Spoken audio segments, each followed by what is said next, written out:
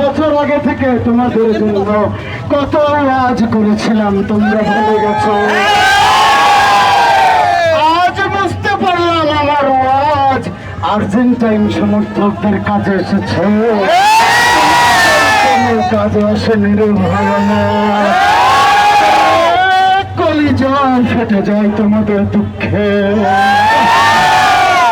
সেই বাপ দাদাদের দেখে দেখে 5টা বিশ্বকাপের গল্প করতে করতে আজকে যখন 2026-এর এই বিশ্বকাপে এই ঐতিহাসিক আলতাফুন্নেসা খেলার মাঠে আসলাম, আজ থেকে 15 দিন আগে আমরা ঘোষণা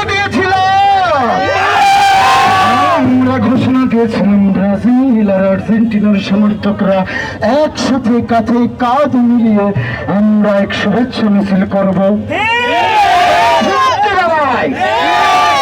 সেই কথা মতো আজকে যখন 4:30টার পর এই দুঃখের কথা বলবো কেন ভাই, ওই ঐতিহাসিক মাঠে আমরা ভাবলাম আজ কতই না ব্রাজিল সমর্থক হাজির হবে।